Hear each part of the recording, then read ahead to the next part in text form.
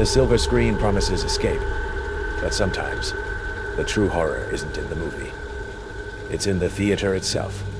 Welcome, patrons of the macabre, to Nightmare True Horror. Tonight, we pull back the curtain on 7 true accounts from the velvet seats and shadowy corners of the cinema.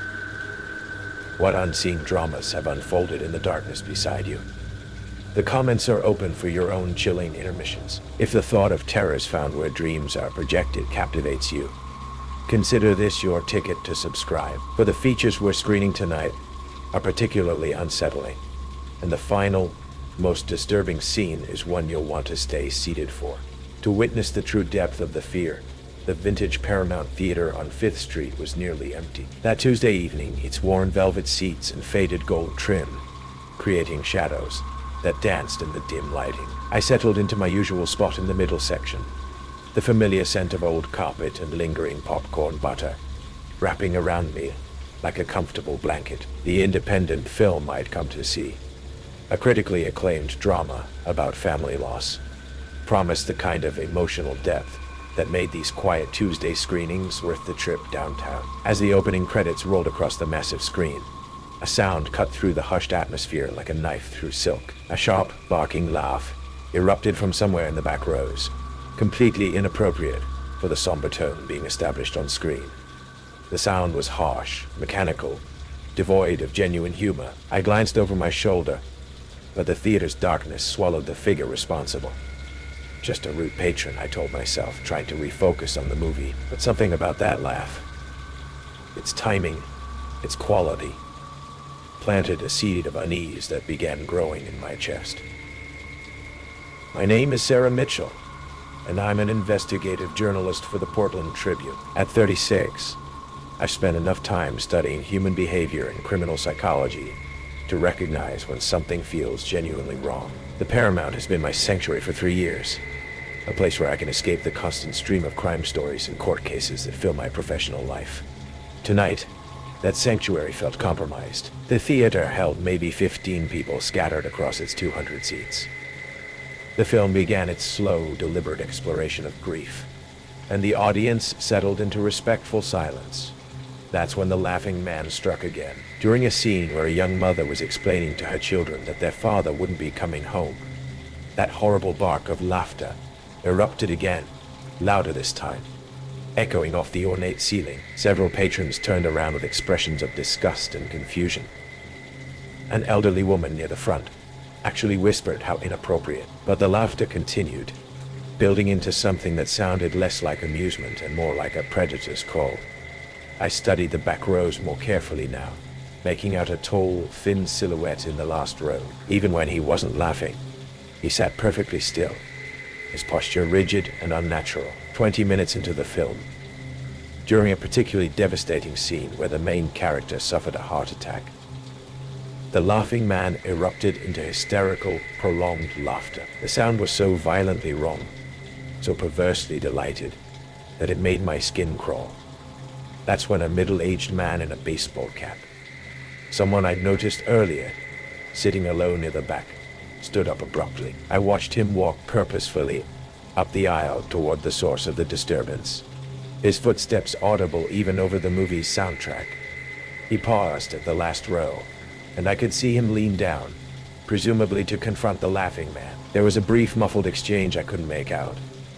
Then the man in the baseball cap straightened and walked toward the exit doors. The theater fell quiet again, and I felt a collective sigh of relief from the remaining audience. The film continued, but I found myself listening for that horrible laugh, dreading its return. 5 minutes passed, then 10.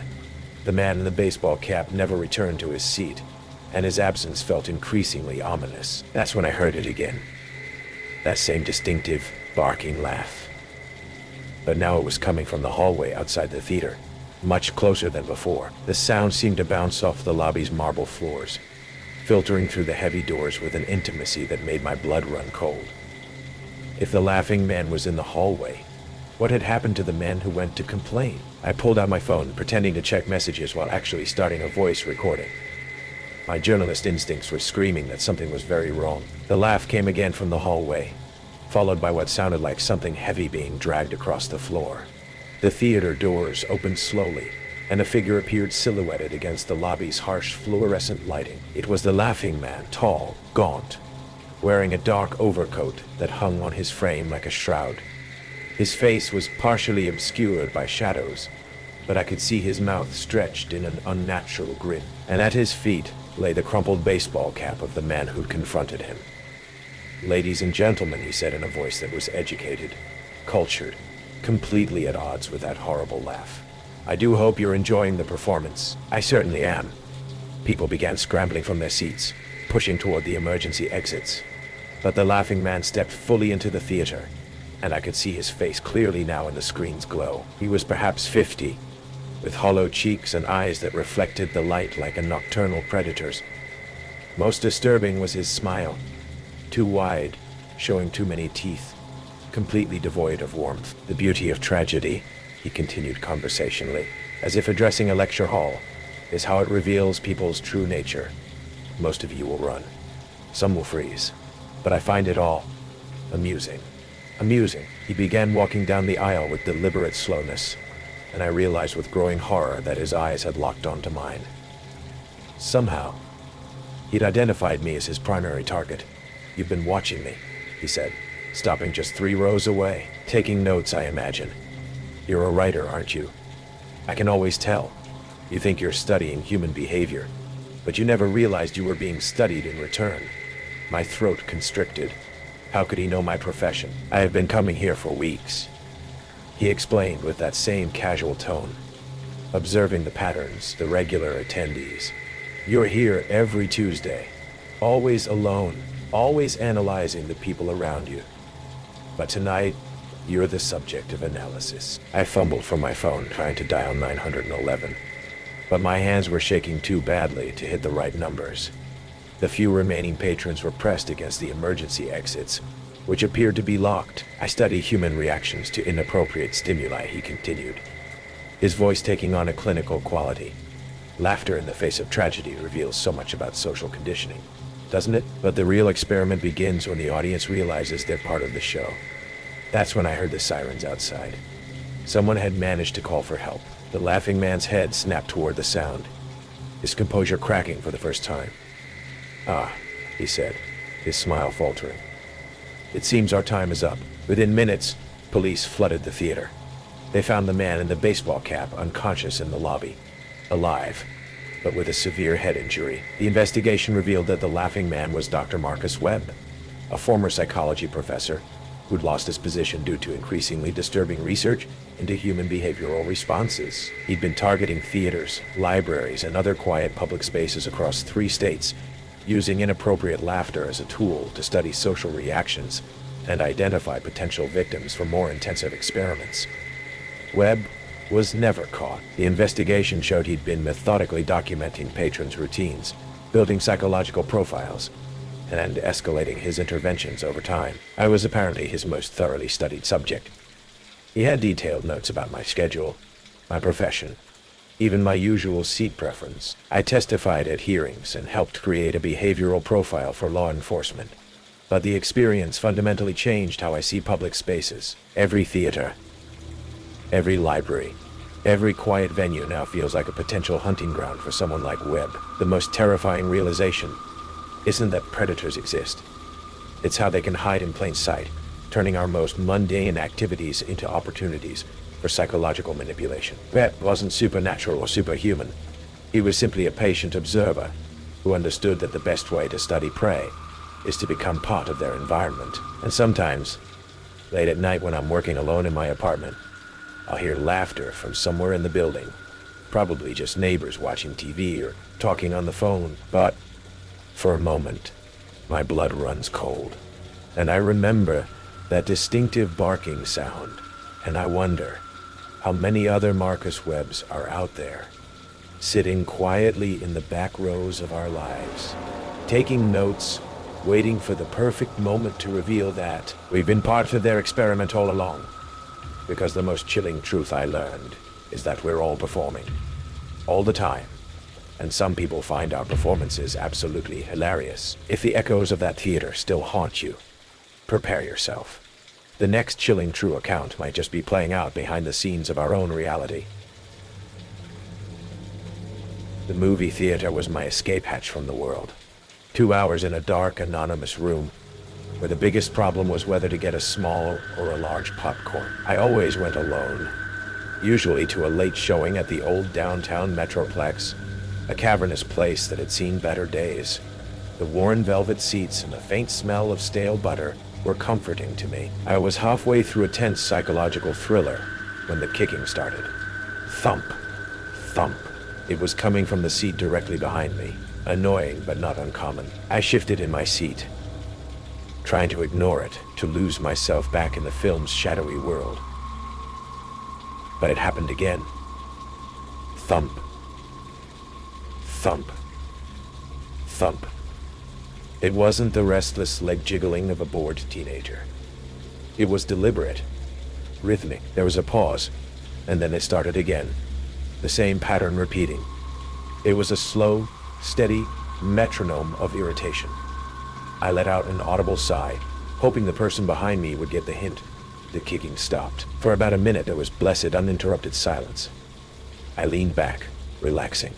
Then it started again, more insistent this time. Thump, thump, thump, thump. A hot flash of anger went through me. I was about to turn around and say something, to deliver a sharp, whispered reprimand. But something held me back. The pattern. It wasn't random. There was an intelligence to it. A structure that felt less like a mindless annoyance and more like a code. My mind raced. It was a crazy thought. The kind of thing that happens in the movies, not in a half-empty theater on a Tuesday night. But the thought took root. A seed of ice in my gut. On a hunch, my hands trembling slightly in the dark, I pulled out my phone, shielding the screen with my jacket to hide the light. I quickly typed Morse code into the search bar. The image of the alphabet popped up. A dot was a short pulse. A dash was a long one. A kick or a pause. Thump, dot, thump, dot, thump, dot, thump, dot.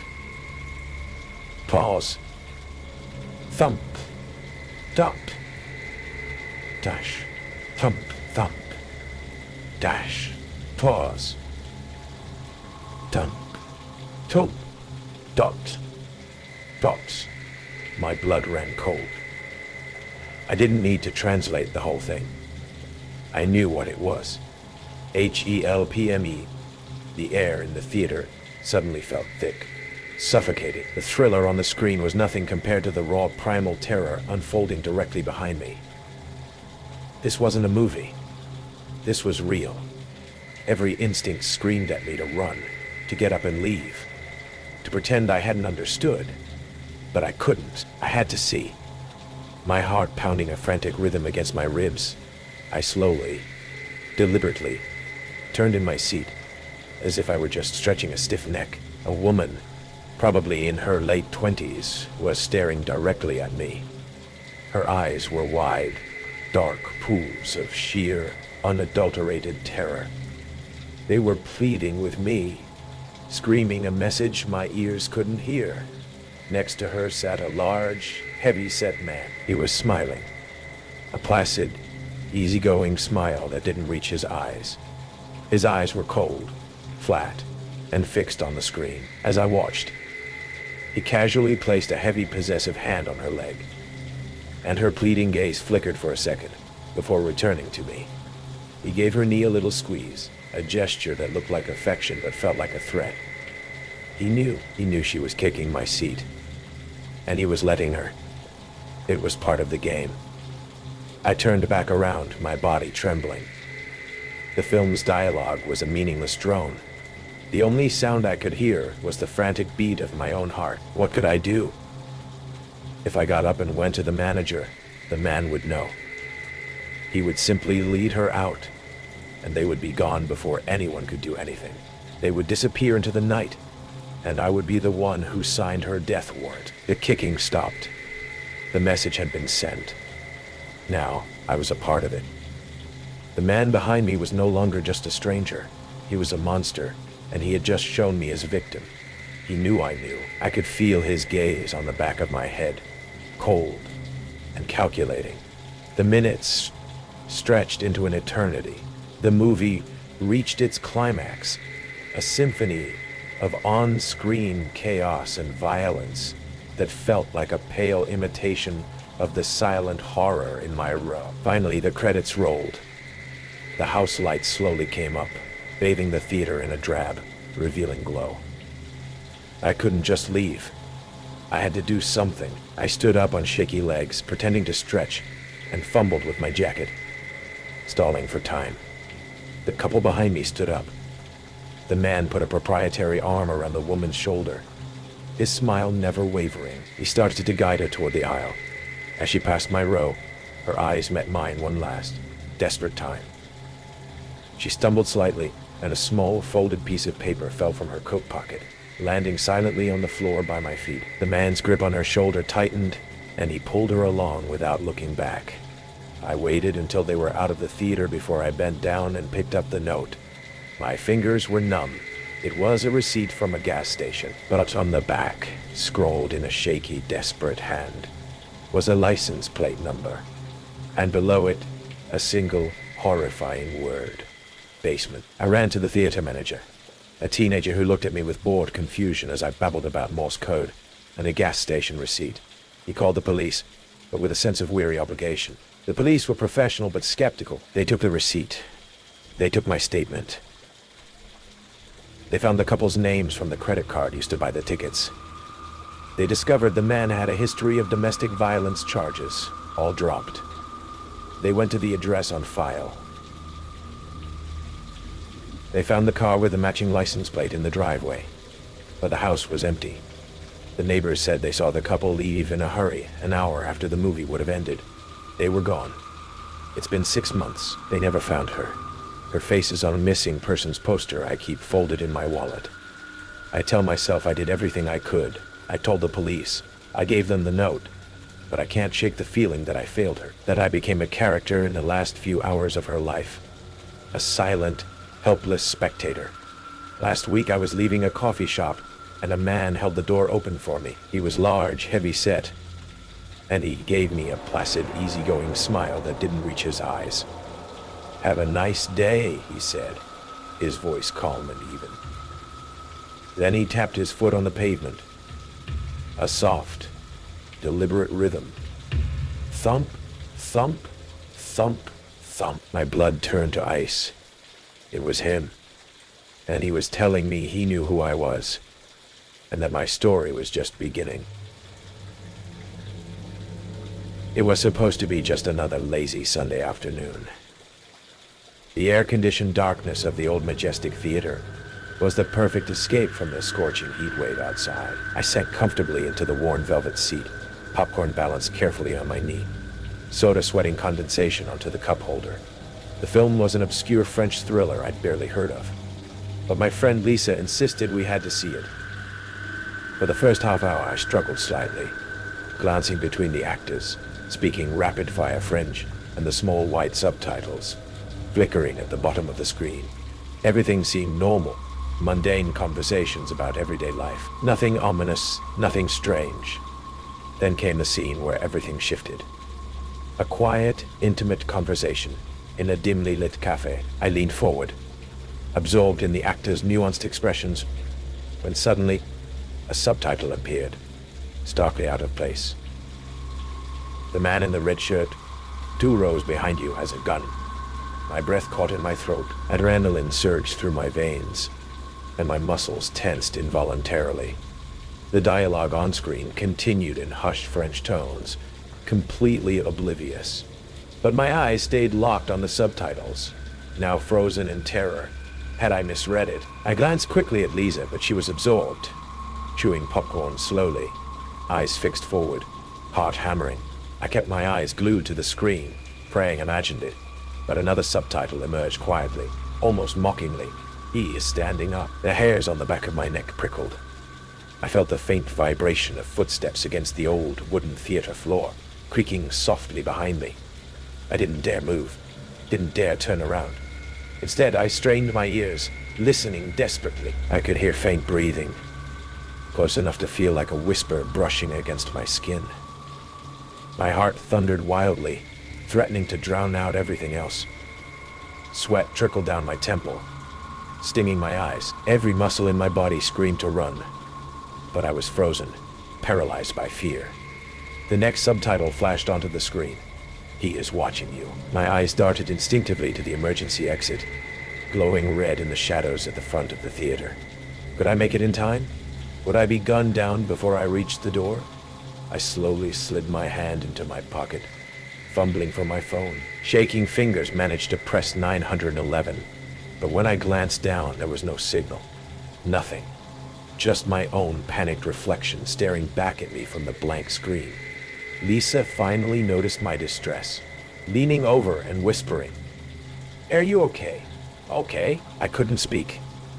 Instead, my eyes flicked urgently toward the subtitles. But when she followed my gaze, they had returned to normal dialogue, harmless phrases translating the on-screen conversation. Was I losing my mind? "Hey, I think someone behind us," I whispered. She looked confused, glancing casually back over her shoulder. "I don't see anything weird," she shrugged softly. "Just watch the movie." Maybe she was right. Maybe it was some sick practical joke by the theater staff, or my imagination running wild from stress. I forced myself to breathe, counting each inhale and exhale, desperately trying to slow my racing pulse. But then, in a sickening moment, another subtitle appeared. "You should run. Now," I snapped. Panic surged uncontrollably, and I shot to my feet, popcorn scattering across the floor. Without another word, I stumbled toward the exit, ignoring Lisa's bewildered protest behind me. As I reached the dark, narrow aisle leading out, a heavy hand gripped my shoulder from behind. I spun, heart nearly bursting from terror, and saw him clearly now. The man in the red shirt. His face was calm, eerily composed, eyes glinting with a frightening intensity. "Leaving so soon?" he murmured softly, voice smooth yet laced with a hidden threat. "You haven't even seen the best part." My breath came in short gasps, eyes darting desperately toward the door.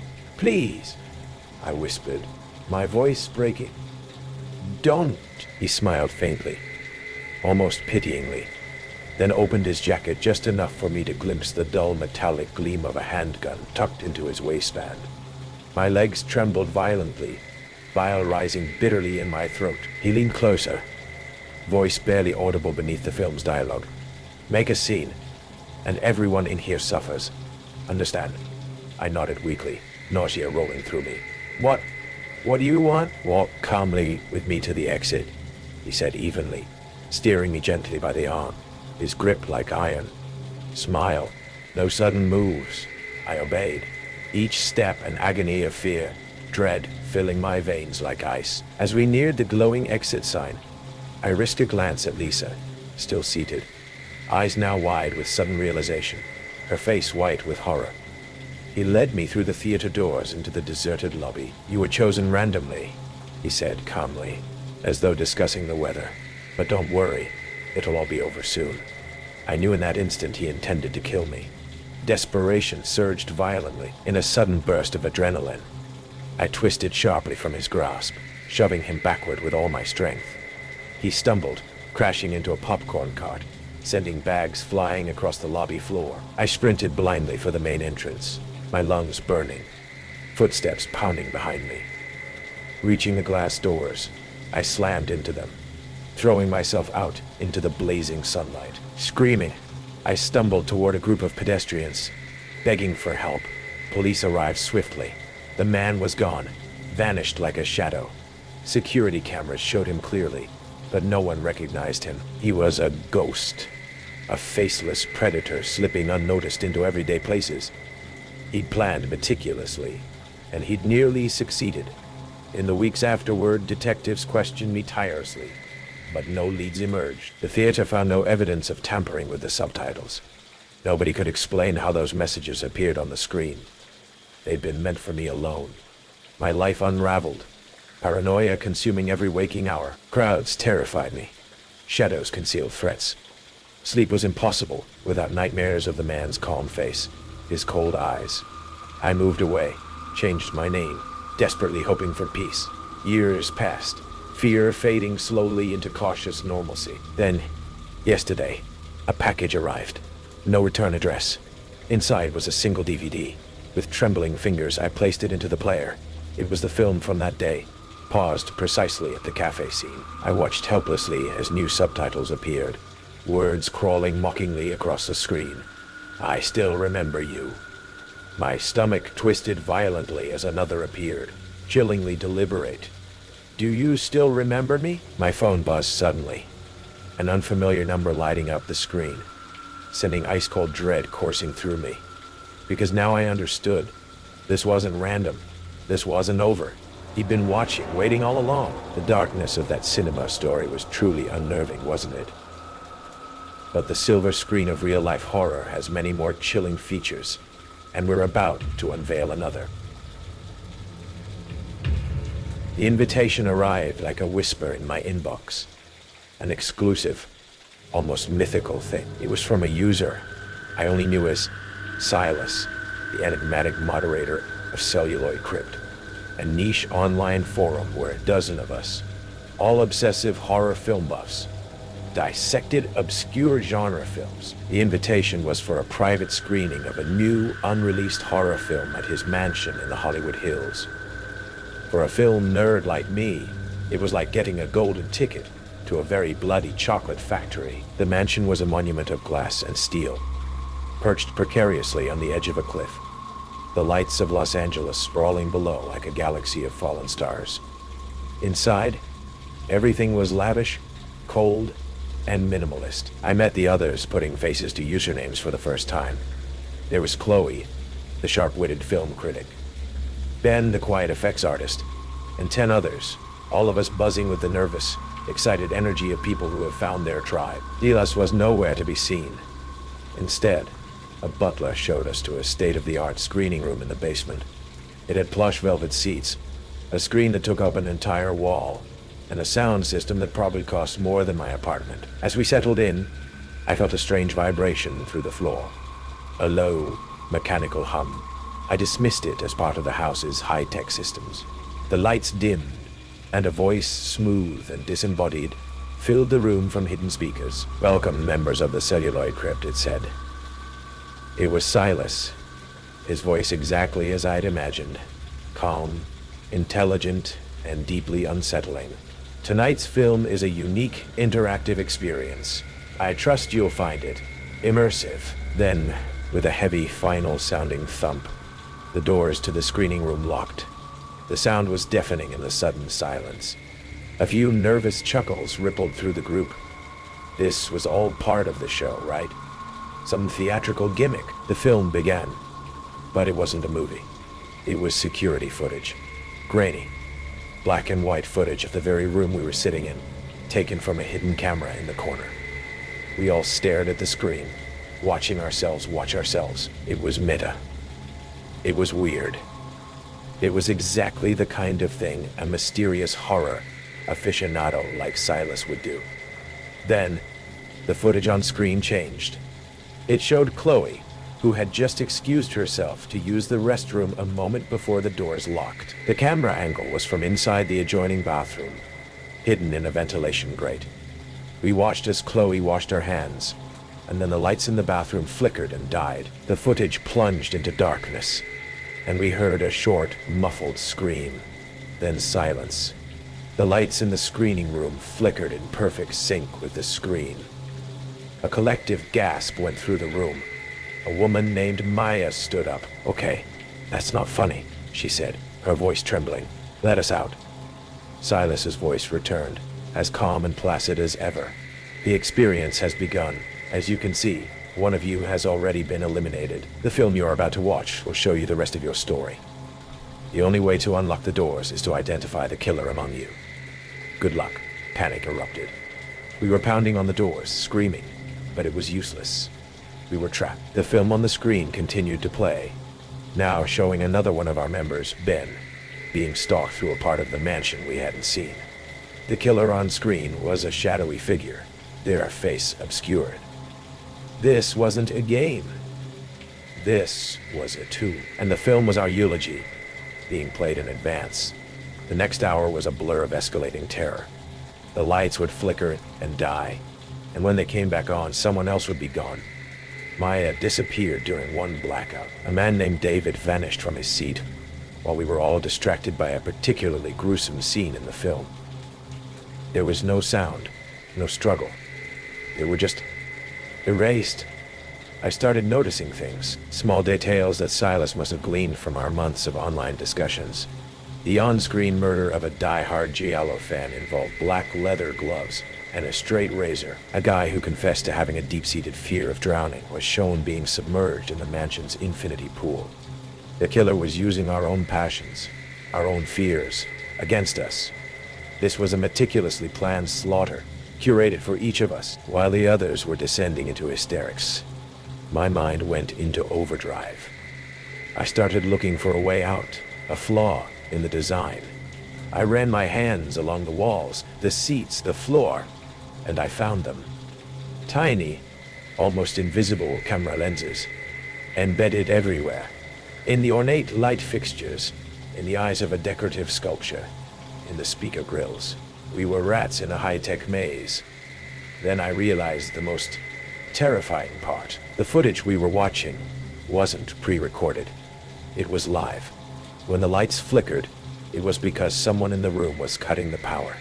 When someone disappeared, it was because someone in the room had taken them. The killer wasn't a shadowy figure on a screen. They were sitting right here, with us, breathing the same recycled air. The remaining 6 of us huddled together, paranoia turning us against each other. Who was it? Ben, the quiet artist who knew how to create realistic gore effects? A couple who always seemed to finish each other's sentences? Then I remembered something from the forum. A post from a few months back. One member had talked about their father's company, a high-end security firm that designed panic rooms and automated smart homes for the ultra-rich.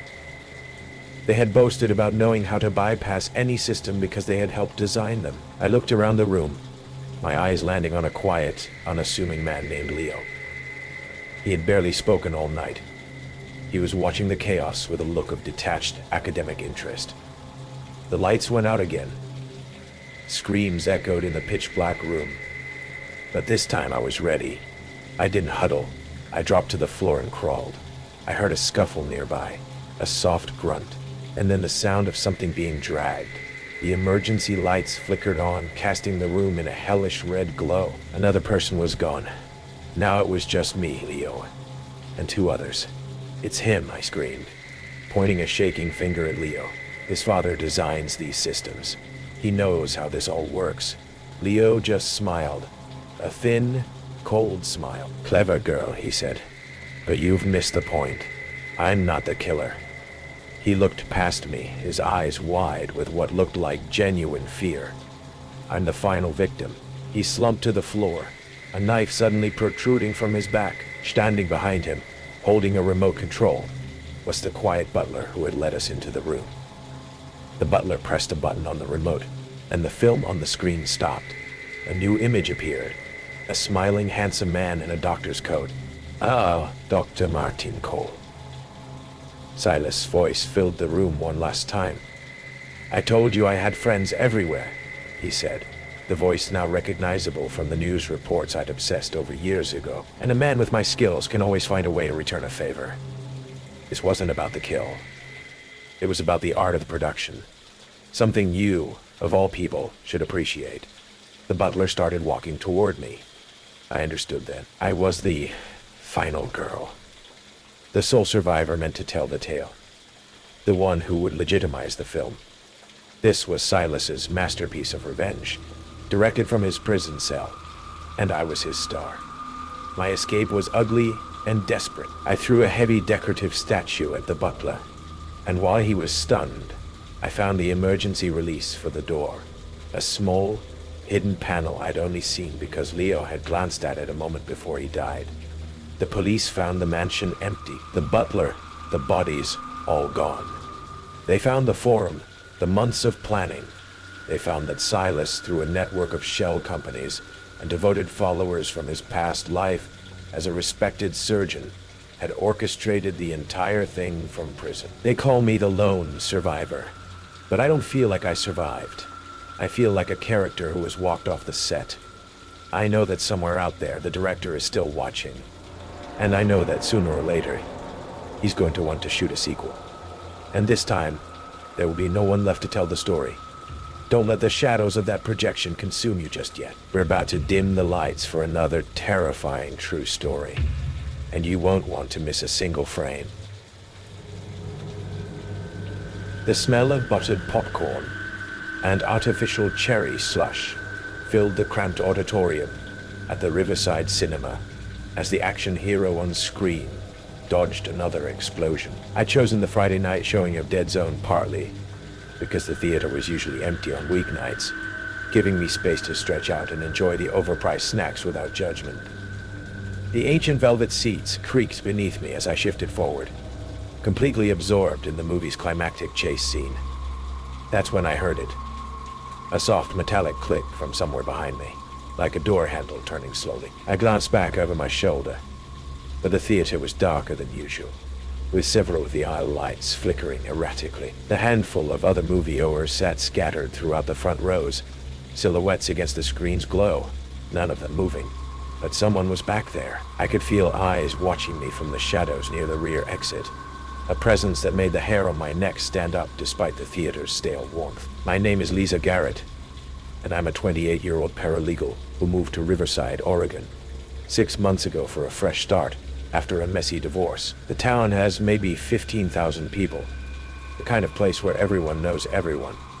And the old single-screen cinema downtown is one of the few entertainment options on a Friday night. I'd been coming here weekly, always choosing the same seat in the middle section, always arriving just as the preview started. The Riverside Cinema had been operating since 1952, with the same faded red carpet and Art Deco fixtures that probably hadn't been updated since the 70s. Marcus, the elderly owner, ran most of the day's shifts, while a rotating crew of part-time ushers covered evenings and weekends. Tonight's usher was someone I hadn't seen before, a tall, thin man in his 30s who'd been unusually attentive, checking on the sparse crowd more frequently than necessary. The first suspicious sign had come during the previews, when I'd noticed him standing at the back of the theater for several minutes, not cleaning or checking tickets, just watching. When I'd turned around, he'd quickly moved to the lobby, but I'd caught a glimpse of him studying me with an intensity that felt intrusive and wrong. Now, as the movie reached its crescendo, that same feeling of being observed pressed against my shoulders like a weight. I tried to focus on the screen, but my peripheral vision kept catching movement in the shadows. Someone shifting position, the brief glint of light reflecting off something metallic. The fire alarm erupted without warning, its piercing shriek drowning out the movie's soundtrack.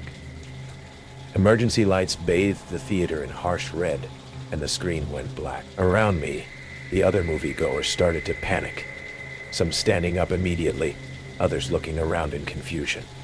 Everyone remained calm.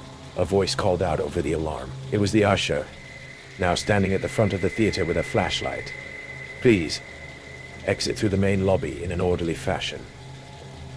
But as I started to follow the small crowd toward the main exit, I felt a firm hand on my arm. The usher had materialized beside me, his grip tight enough to leave marks. "Not that way," he said, his voice barely audible over the alarm. "It's too crowded.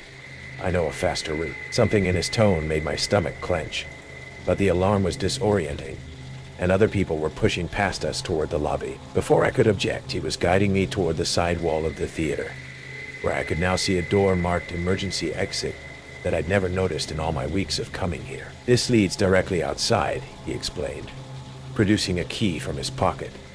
Much safer than getting caught in the crowd. The door opened onto a narrow alley I'd never seen before, running along the side of the building. The usher pushed me through, and I heard the lock click behind me. Immediately, the fire alarm stopped, the silence so abrupt and complete that my ears rang in the sudden quiet. I turned back to the door, trying the handle. Locked. I turned back to the door, trying the handle. Locked. From the inside, I could hear voices. Normal conversation, not the panicked evacuation that should have been happening. The fire alarm had been fake, a setup to separate me from the other moviegoers.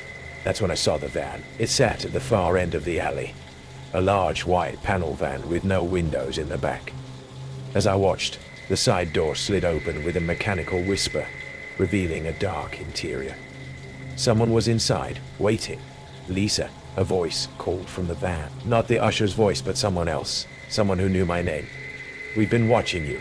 Every Friday night, same seat, same time. Very predictable habits." My heart hammered against my ribs as I backed toward the opposite end of the alley. But my foot hit something metallic, a trash can positioned to block my escape route. The alley was a dead end, with high brick walls on both sides, and only two ways out: back through the locked door, or forward to the van.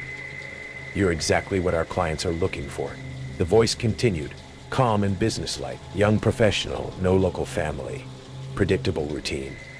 You even told Marcus at the concession stand that you're new in town. Don't know many people yet. Very helpful information."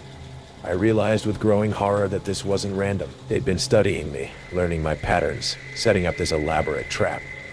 The new usher, the fake fire alarm, the conveniently positioned van, all of it had been planned around my Friday night movie habit.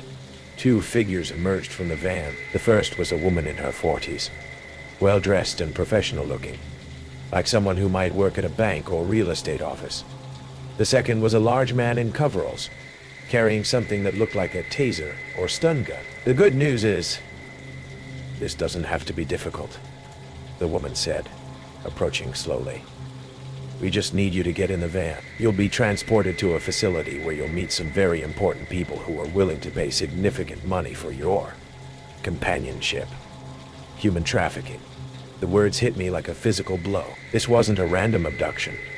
It was a business operation, probably involving multiple victims, probably connected to people throughout the community who helped identify and isolate targets. "Marcus is in on this," I said, the pieces clicking together. "He's been feeding you information about customers. Marcus needs the money. The theater's been losing money for years. This arrangement helps everyone. The theater stays open.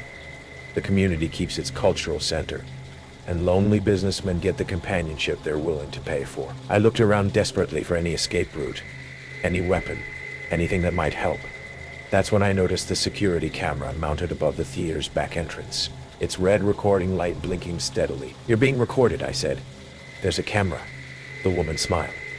"Lisa, who do you think installed that camera? And who do you think reviews the footage?" The full scope of the conspiracy became clear. This wasn't just Marcus and a few criminals. This was an organized network involving people with access to security systems, probably law enforcement, maybe even local government officials. They'd been operating for years, using the theater as a front to identify and abduct vulnerable women. But as they approached, I noticed something they'd missed. The fire alarm system was connected to the city's emergency services. And even if the alarm inside the theater had been fake, the signal would have gone to the fire department's central dispatch. Real firefighters would be arriving soon, expecting to find a real emergency. "You hear that?" I asked, cupping my ear. In the distance, sirens were approaching. The woman's confident expression faltered slightly. "Emergency services," I continued. "They'll be here in about 2 minutes, and they'll want to know why the fire alarm went off. Hard to explain why the emergency exit is locked from the inside, and why there's a suspicious van in the alley." The man with the taser stepped forward, but the woman held up her hand. "We leave. Now. This target is compromised." They retreated to the van, but the woman paused at the door. "This isn't over, Lisa. We know where you live, where you work, what you drive. Riverside is a small town. There aren't many places to hide." The van pulled away just as fire trucks rounded the corner, followed by police cars and an ambulance. I ran toward them, screaming about the kidnapping attempt, pointing after the van. But by the time I'd explained the situation to the first responders, the van had disappeared into the maze of small streets that connected to the highway. The investigation revealed that Marcus had been reporting detailed information about female customers to a trafficking ring that operated throughout rural Oregon. They'd successfully abducted at least 12 women over the past 3 years, using the theater's customer base as a hunting ground. Marcus was arrested, along with 2 city council members and a dispatcher from the county sheriff's office, who'd been helping coordinate the fake emergency calls. But the core of the operation The people who actually transported and sold the victims were never caught. I moved out of Riverside within a week, changed my name, and now live in a city large enough that I can disappear into the crowd. I don't go to movies alone anymore, and I never establish predictable routines that someone could study and exploit. But sometimes, when I'm walking to my car after dark, I think I see white panel vans following me. I tell myself it's paranoia, trauma from that night in the alley. But 3 months ago, I received a postcard with no return address. On the front was a picture of the Riverside Cinema. On the back, someone had written, "The show must go on, Lisa. We'll save you a seat." Because some businesses never really close down. They just change locations, find new customers, and keep the lights on in different theaters. And somewhere out there, in another small town with another struggling movie theater, someone is watching the Friday night crowd, taking notes, learning habits, and preparing for the next show. The only question is, when the emergency alarm goes off and a helpful usher offers to show you a faster way out, will you follow them into the darkness? Or will you remember that sometimes the real horror isn't on the screen? It's in the exit door they want you to use. The magic of the movies can sometimes hide a darker truth. And the next story is a stark reminder of the real fear that can unfold right before our very eyes. The Grand Majestic Theater was my cathedral. An old single-screen movie palace with velvet seats, a sweeping crimson curtain, and the lingering smell of popcorn and nostalgia. As an art history student working the late shift, there was a dream job. I got paid to be surrounded by the ghosts of Hollywood's golden age.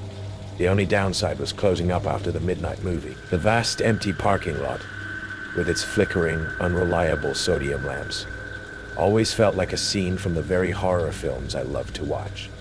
For a few weeks, I'd been noticing little things.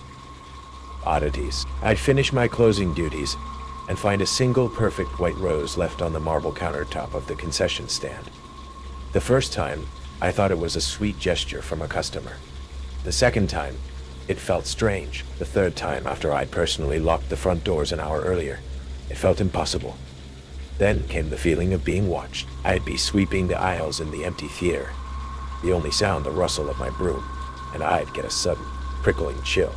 I'd whirl around, my eyes scanning the deep shadows of the back rows, but there was never anyone there. I told myself I was just tired, my imagination overstimulated by decades of cinematic dread. One evening, after the final showing of a Hitchcock festival, I was walking to my car, a beat-up but reliable sedan I always parked in the same poorly lit corner.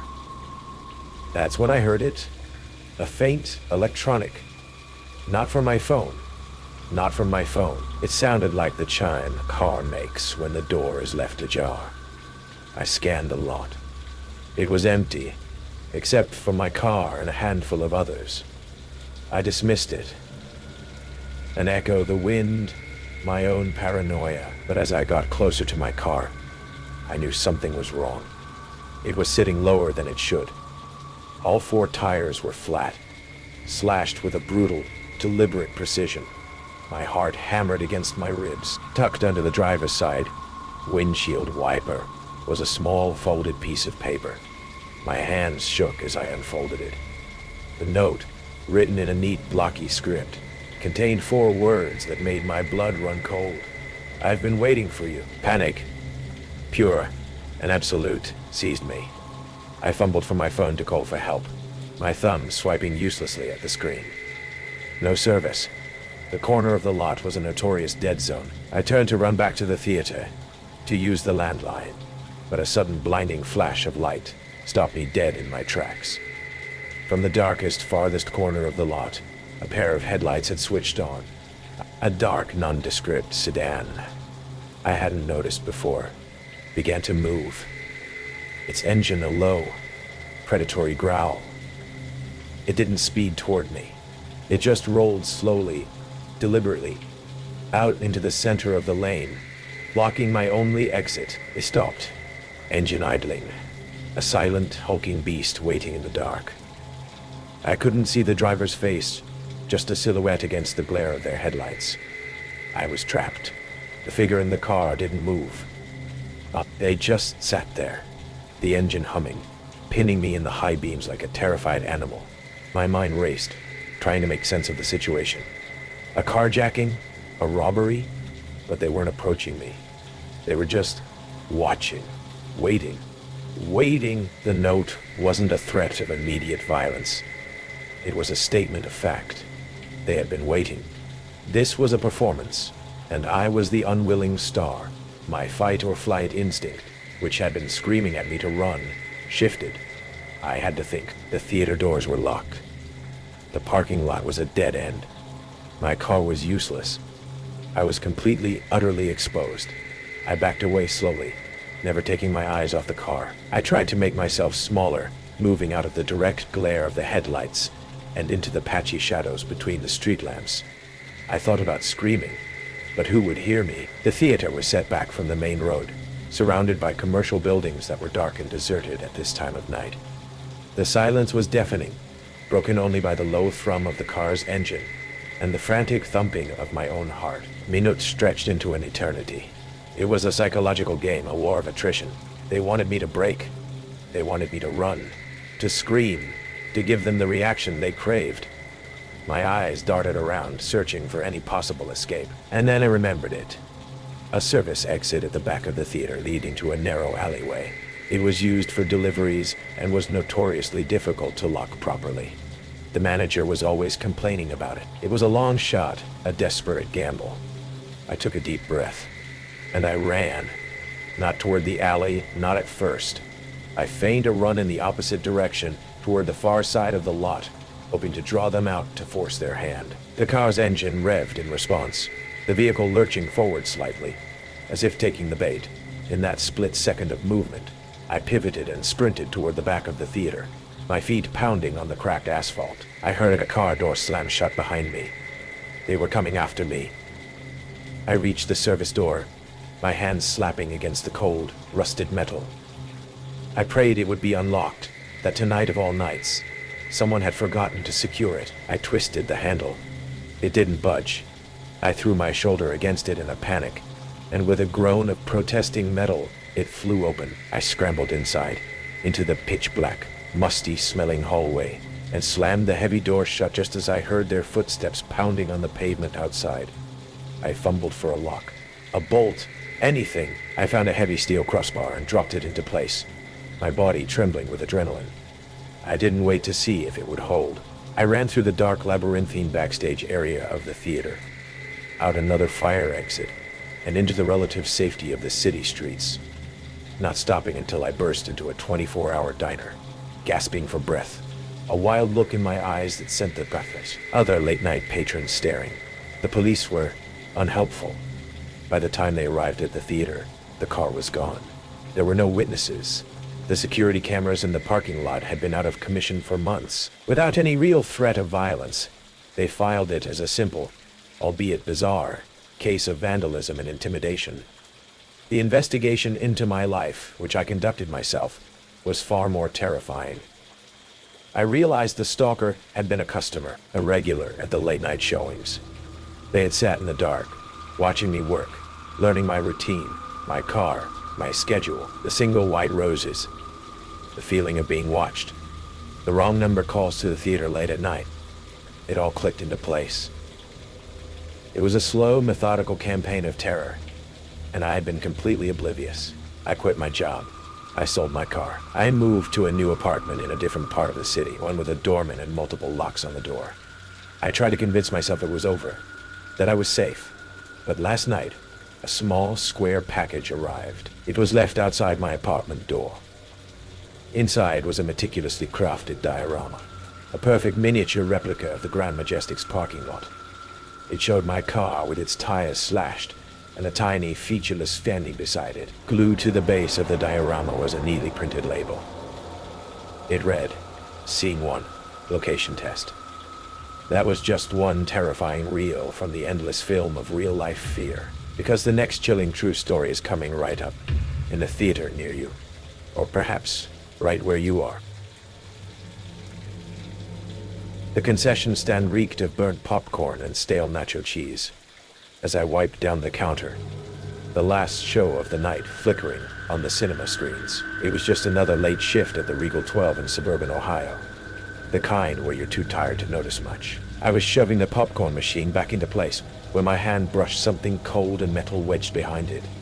A phone, its screen cracked but glowing. I tapped it, and a photo popped up. Me, in the back room, mid-change.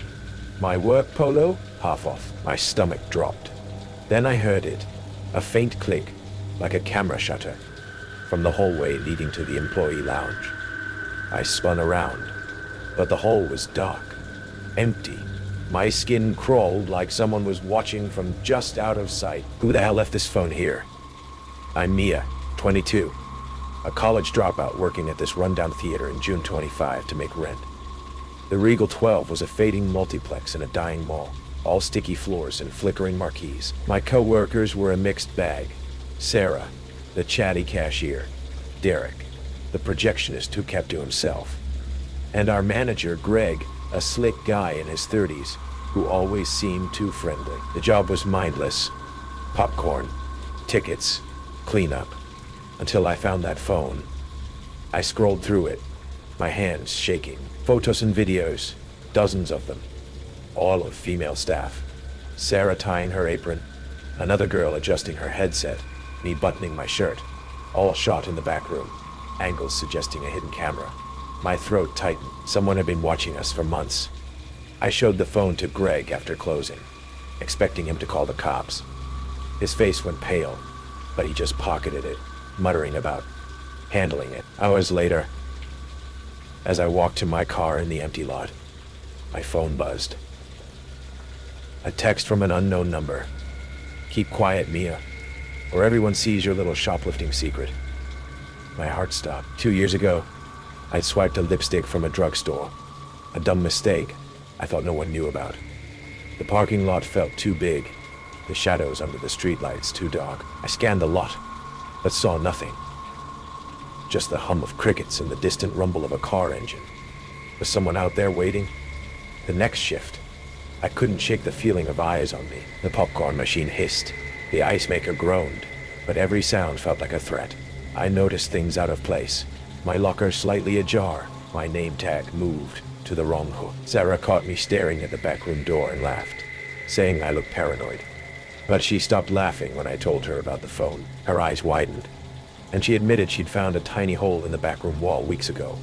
Thought it was just a crack. We checked it together, shining a flashlight. A lens glinted inside, barely visible, wired into the plaster. My pulse raced. Someone was still watching. That night, I stayed late, pretending to clean while I searched for more cameras. The theater was silent, the air heavy with the smell of old carpet and spilled soda. I found another lens behind a poster in the break room, its red light blinking faintly. My hands trembled as I taped it over, my mind racing. Was I overreacting? No, those texts weren't a prank. Someone knew my past, and they were on staff. Someone with access, someone who blended in. My phone buzzed again. You're making it worse. Attached was a photo of me, taken minutes ago, taping the camera. I dropped the tape, my breath shallow, and heard that click again. Closer, from the projection booth. I grabbed a broom, clutching it like a weapon, and crept toward the booth. The stairs creaked under my sneakers, the air growing colder as I climbed. The booth was dark, reels humming softly, but a shadow moved behind the projector. Derek, I called, my voice shaking. No answer, just the rustle of fabric. My phone buzzed again. Last warning. I froze, the broom trembling in my hands. Footsteps shuffled behind me and I spun, swinging the broom. It hit something. Someone who grunted and stumbled. A flashlight beam cut through the dark, and Greg's face appeared, his lip bleeding, his eyes wild. You don't know what you're messing with, Mia, he hissed, pulling a knife from his pocket. My heart pounded as I backed away, the booth's walls closing in. Greg's motive was clear now. Control, power, a sick thrill from watching us, selling the footage to creeps online. He had used Derek's logins to cover his tracks, paid off others to stay quiet. You should have stayed quiet, he said, lunging. I swung the broom again, knocking the knife free, and bolted down the stairs, my sneakers slipping on the carpet. He chased me, his breath hot behind me, as I sprinted through the theater, dodging seats, the screen's glow casting long shadows. I reached the lobby, screaming, and yanked the fire alarm. The blare echoed, lights flashing as Greg hesitated, then fled into the night. Security found me shaking in the lobby. The police arrested Greg the next day, his apartment filled with hard drives of footage, lists of buyers, and my shoplifting record, dug up from some database. Derek confessed to helping him, too scared to say no. Sarah and the others quit. The theater shut down for weeks. I moved to a new city, got a desk job, but I can't shake the fear. I check my locks, cover my webcam, avoid dark rooms. The cops never found all of Greg's buyers, and sometimes, late at night, I hear that shutter click, like a camera snapping, watching me still.